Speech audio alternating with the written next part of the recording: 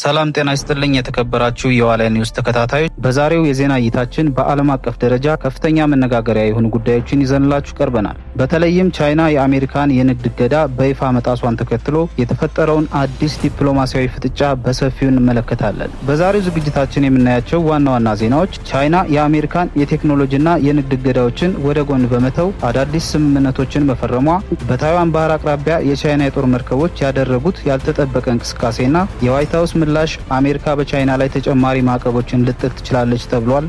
የዓለም አቀፍ የነዳጅ ገበያ በእነዚህ ውጥረቶች ምክንያት ምን ሊያጋጥመው ይችላል የሚለውን ይዘንላችሁ ቀርበናል። እስከ መጨረሻው አብራችሁን ቆዩ።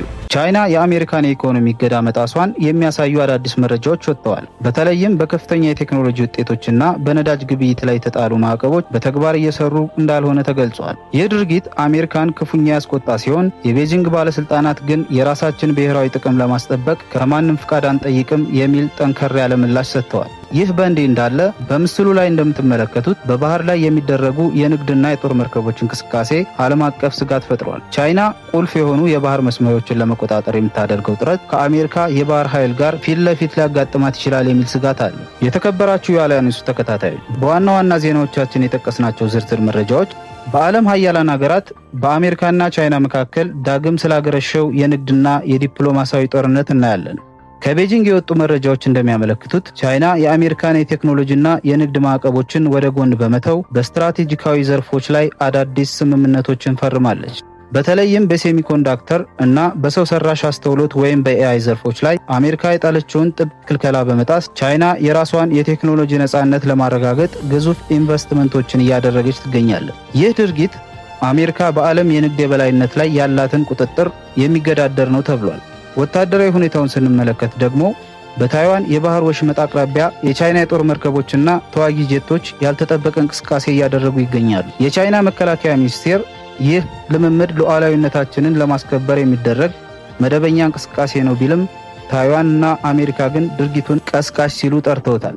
የቻይና የጦር መርከቦች ወደ ታይዋን የባህር ክልል መጠጋታቸው ማንኛውንም አይነት ግጭት ሊቀሰቅስ ይችላል የሚል ከፍተኛ ስጋት በዓለም አቀፍ ማህበረሰቡ ዘንድ ፈጥሯል። የአሜሪካው ዋይት ሀውስ በሰጠው ጋዜጣዊ መግለጫ ቻይና የንግድ እገዳዎችን በመጣሷና ወታደራዊ ትንኮሳ በማድረጓ ክፉኛ እንደተቆጣ አስታውቋል። የፕሬዝዳንቱ ቃል አቀባይ እንዳሉት ከሆነ አሜሪካ የራሷንና የአጋሮቿን ጥቅም ለማስጠበቅ ስትል በቻይና ግዙፍ ኩባንያዎች ላይ ተጨማሪና ከባድ የኢኮኖሚ ማዕቀቦችን ለመጣል ተዘጋጅታለች። ይህ እርምጃ በሁለቱ ሀገራት መካከል ያለውን ግንኙነት ወደ ከፋ ደረጃ ላይ ደርሰው እንደሚችል ተገምቷል። ይህ ፖለቲካዊ ውጥረት በቀጥታ ወደ ዓለም የነዳጅ ገበያ ገብቷል። የታይዋን የባህር መስመር ለዓለም የንግድና ለነዳጅ ትራንስፖርት ቁልፍ በመሆኑ በአካባቢው የሚፈጠር አለመረጋጋት የነዳጅ ዋጋን በከፍተኛ ሁኔታ ሊያሳድገው ይችላል። የኢኮኖሚ ተንታኞች እንደሚሉት ውጥረቱ ከቀጠለ በተለይ እንደ ኢትዮጵያና ሌሎች በማደግ ላይ ያሉ የአፍሪካ ሀገራትን በነዳጅ ዋጋ ንረት ምክንያት ለከፍተኛ የዋጋ ግሽበት ሊያጋልጡ ይችላል ተብሏል። ይህ የሁለቱ ሀገራት ፍጥጫ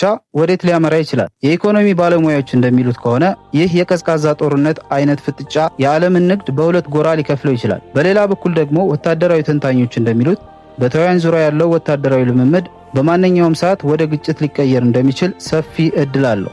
ቻይና የአሜሪካን እገዳ መጣሷ በዓለም ሰላም ላይ ምን አይነት ተጽዕኖ ይኖረዋል? በዓለማችን ግዙፍ በሆኑት በሁለቱ ሀገራት መካከል ያለው ውጥረት አደገኛ ደረጃ ላይ ደርሷል። ዛሬ የዋይት ሀውስ ቃል አቀባይ በሰጡት ጋዜጣዊ መግለጫ ቻይና የንግድ እገዳዎችን በመጣሷና በፓሲፊክ ውቅያኖስ በኩል በምታደርገው ወታደራዊ ትንኮሳ አሜሪካ ክፉኛ መቆጣቷን አስታውቋል። ዋሽንግተን በቻይና ግዙፍ ኩባንያዎች ላይ እጅግ ከባድ የተጣሉ የኢኮኖሚ ማዕቀቦችን ለመጣል መዘጋጀቷንም ገልጻለች። የዋሽንግተን ቁጣ ከንግድ ባለፈ ወታደራዊ መልክ አለው። በደቡብ ቻይና ባህር የአሜሪካ አጋር በሆኑ ሀገራት ላይ የሚደረገው ትንኮሳ የውጭ ጉዳይ መስሪያ ቤቱን ትዕግስት አስጨርሷል። ይህ ማስጠንቀቂያ ወደ ጦርነት ያመራል ወይስ የዲፕሎማሲያዊ የበላይነት መፈለጊያ ስልት ነው? በቻይና ኩባንያዎች ላይ የሚጣለው ማዕቀብ ምን ያህል ይከብዳል? የኢኮኖሚ ባለሙያዎች የኒውክሌር አማራጭ ብለውታል። የቻይና የውጭ ጉዳይ ሚኒስቴር የአሜሪካን ማስጠንቀቂያ የቀዝቃዛው ጦርነት አስተሳሰብ ሲሉ አጣጥለውታል። ቤጂንግ አሜሪካ በወሰደችው እርምጃ ልክ የአጸፋ እርምጃ እንደምትወስድ አስታውቃለች።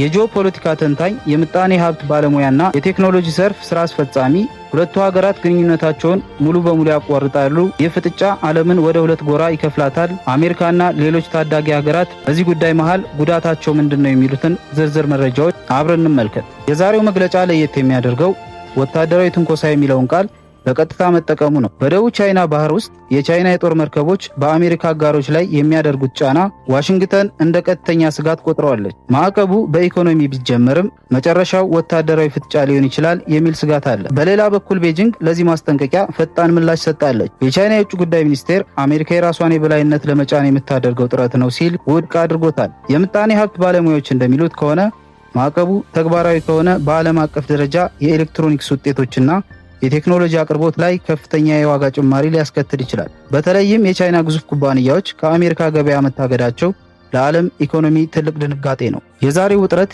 የት ሊያመራ ይችላል? ብዙዎች ሁኔታው ወደ ሁለተኛው የቀዝቃዛ ጦርነት እያመራ ነው ይላሉ። አሜሪካ የአጋሮቿን ሰልፍ እያጠናከረች ሲሆን ቻይና በበኩሏ የአጸፋ እርምጃ ለመውሰድ መዘጋጀቷን እየገለጸች ነው። የተከበራችሁ የዋልያ ኒውስ ተከታታዮች የዛሬው ዘገባችን ይህንን ይመስል ነበር። እናንተስ ይህን ጉዳይ ምን ትላላችሁ? ሐሳባችሁን በኮሜንት መስጫው ላይ ያስፈሩልን። ቪዲዮውን ላይክ በማድረግና ለሌሎች እንዲደርስ ደግሞ ሼር ማድረጋችሁን እንዳትረሱ። እንዲሁም በየቀኑ የምናወጣቸው ትኩስና ወቅታዊ ዜናዎች እንዲደርሷችሁ ገጻችንን ሰብስክራይብ ማድረጋችሁን አትርሱ። በቀጣይ በሌላ ፕሮግራማችን እስክንገናኝ ድረስ ቸር ሰንብቱ።